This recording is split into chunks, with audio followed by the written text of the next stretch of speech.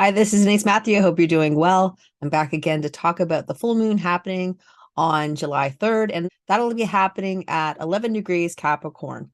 So it's an interesting full moon, as they all are, but this one has a lot of projection, or in other words, we have a lot of second and fifth lines. And what that really brings to the table is this concept that we may be saying things, and I say saying things in quotation marks, with our auras that we don't necessarily know that we're saying. And that is the sort of energy that the line 2 brings, because it is a level of projection. I mean, there is also talent and sort of a knack for something that you're naturally born with when you do have a second line in your profile or even anywhere in your body graph.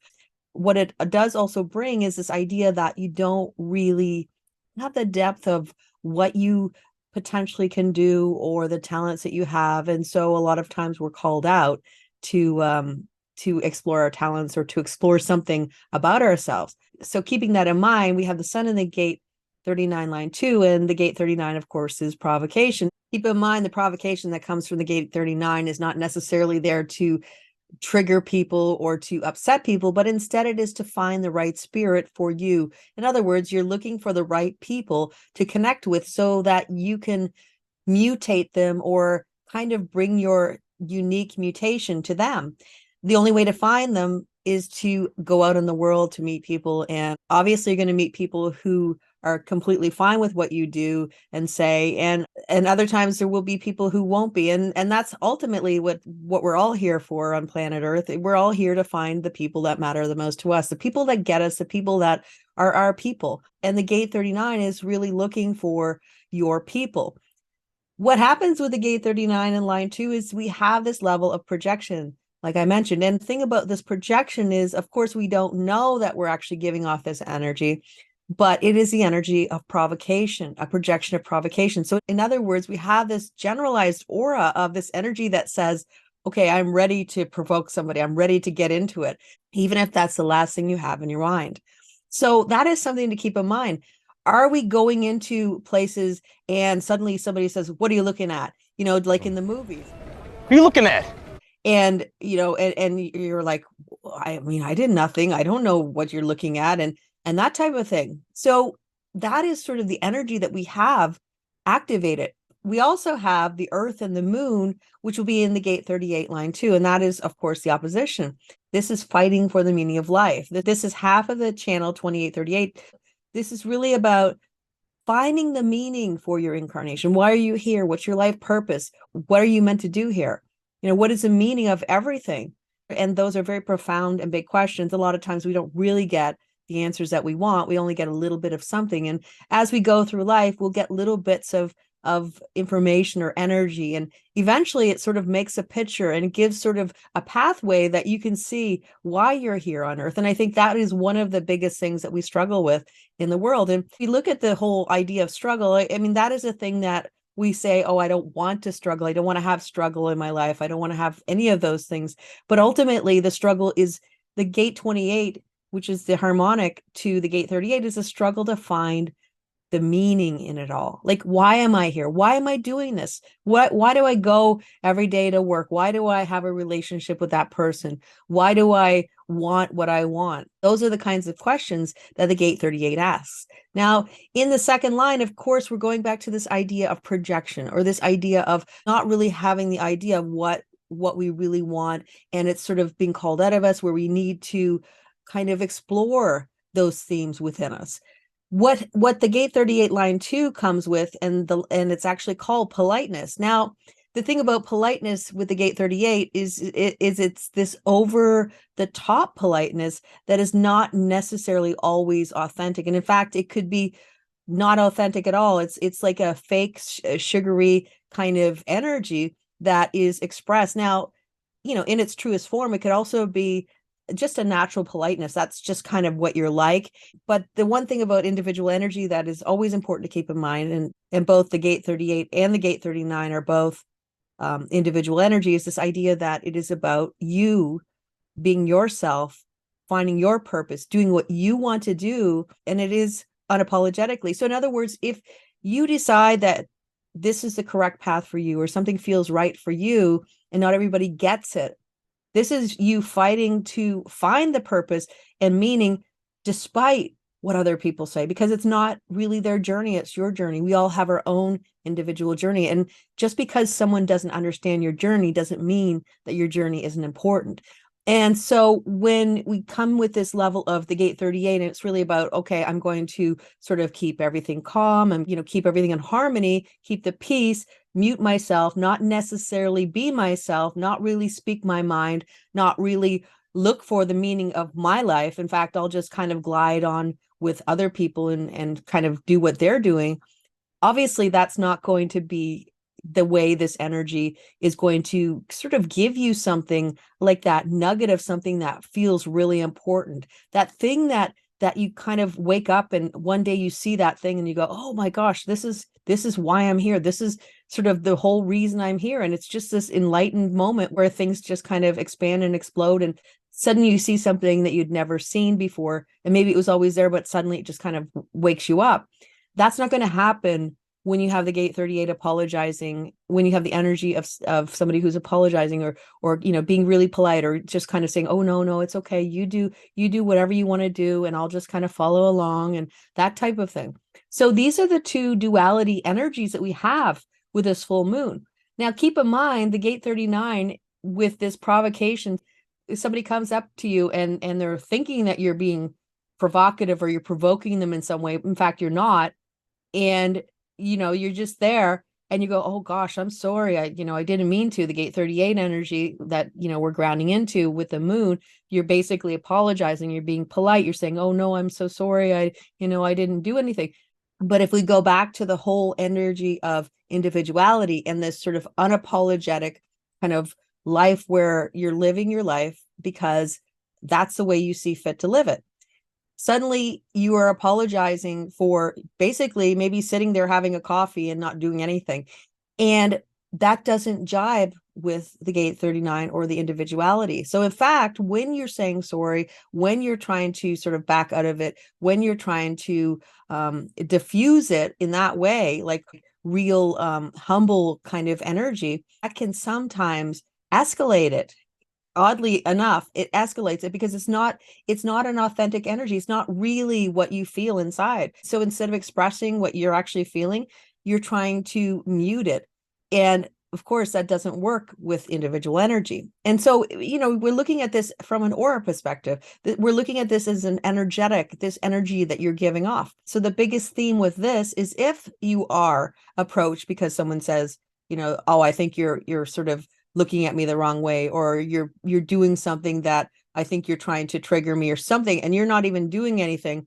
The best way to sort of deal with that energy coming at you is to really stand in your truth and say, look, if you think that's true, that's fine, but it's not true. I mean, I'm not looking at you, I'm having my coffee, and just this firmness, not aggression, but this firmness to say, no, I mean, that is not true. My truth is whatever, I'm not looking at you, I'm not doing whatever. And so this kind of standing in your truth is going to really serve you well. So in other words, if somebody comes at you and says you're doing this or you're doing that, or those types of things are kind of coming at you, confronting you, ultimately standing in your truth and standing up to them instead of sort of cowering away will serve you well. Otherwise, the more you say, oh no, I don't mean it, the more it can activate or sort of inflame the energy or sort of fuel the energy. So we have the gate 38 trying to be polite, but of course there are times when it's correct just to let it go and just move on. And if that feels like what it is for you, then absolutely. But if your heart says, no, I need to stand in my truth, I need to stand for my own beliefs or whatever I'm really feeling, and that feels good for you, then maybe that's the right avenue to take. And we also have Mercury in the gate 39 line 5, and this is very harmonic with the sun. And what that means is that we might see things that in social media that are like provoking you and making you feel kind of upset by it or angry, or something is triggering you. It could be something that you see on the news, it could be something you hear, something that someone says. It could be triggering in some way.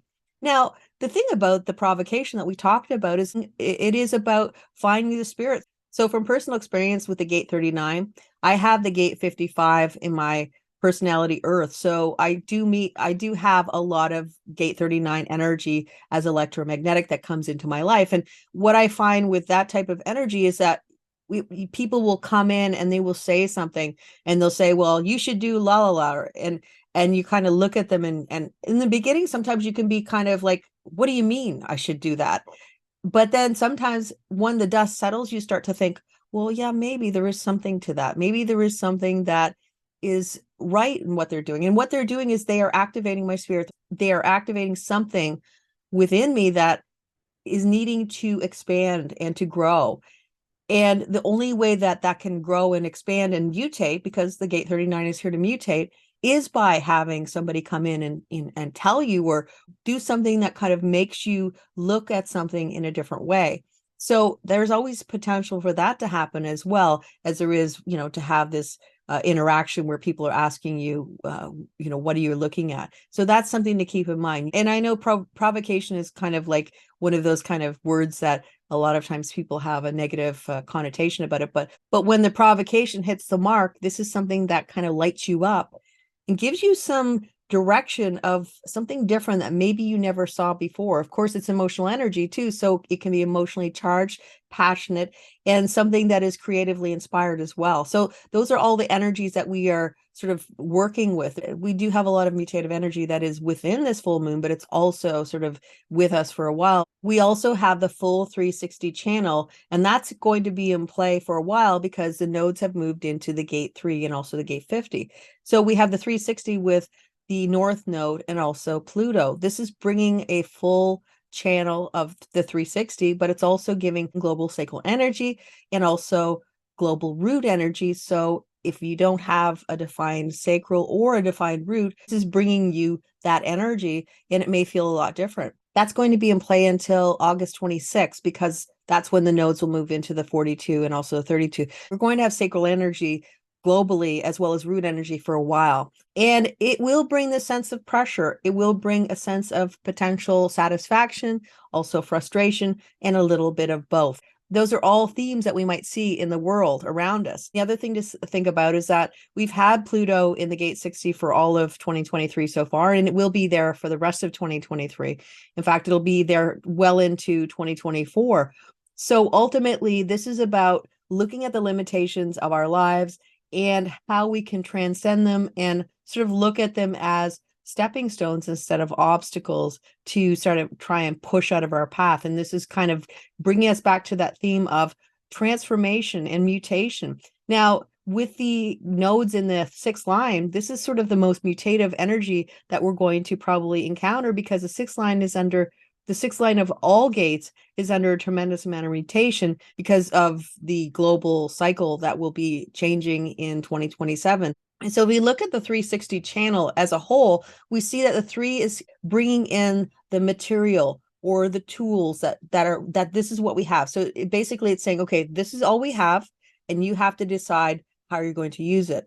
And this is a theme that the 360 channel is really bringing to us. This is what you have.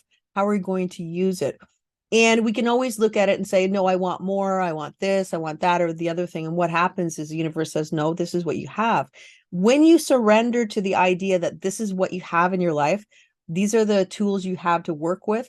It doesn't mean that you don't transcend. It doesn't mean that you don't move forward in your life. It doesn't mean that you don't, get up one step higher in life. What it does mean is that we are all challenged with this idea of how creative, and that's the opposition, which is the gate 56, how creative can we use those tools that we have within our grasp right now so that we can sort of move ahead the way we want to. And this is the message that the 360 channel is truly giving us. And this will be giving us, like I said, until sort of almost the end of August. So it's a powerful message. And there, there's always potential to get frustrated, to, to want to move ahead, to just kind of bypass the BS, you could say. But this is not about bypassing the BS, because with Pluto's there to say, okay, we're going to really make this change stick. This is not just something fleeting. This is something profound and something that's going to completely shift your reality. for everybody, that's going to be different. I mean, with a 360 channel in play, I think that because the energy is flowing at this point, you might get more of these kind of hints about what exactly that transformation is looking like for your life and where it's going to really push in your life. Because we're all going to have different themes based on, our personal body graph and just basically our life in general. So we have a lot of potential to have people sort of provoking us, getting the spirit of us, enlivening the spirit of us, or just triggering us. So how that works for each one of us, it is about knowing what the energy is. And even if it is potentially an intense full moon, because I feel like it is sort of impactful energy, when you see the path or the pattern or how people are acting or reacting, it does help you to sort of move through the energy with ease so that you can see how things are moving. And so in a lot of ways, unhooking from social media, getting out of the fray of life as much as possible, getting out in nature, doing whatever makes you feel good and whatever makes you feel creative can help you sort of move through the energy. There is a purpose to all energy, and the purpose here is to find your spirit and to find the things that matter to you in life. So there, beneath all the layers of the emotions and the things that can pop up in the world with a lot of people, there is potential for something really beautiful to sprout up and give you an indication of where the future will be taking you. This full moon is par for the course. We're in one of the most mutative periods of probably planet Earth in a very long time, and we're all being transformed in some way. So this full moon sounds like it's going to be impactful and exciting and very transformative. And if you're open to what the universe is showing you and the transformations that might be happening in your life, then you'll glide through it with ease. And that's it for the full moon. I hope you have a great full moon, and I'll be back again soon. Until then, take care and bye for now.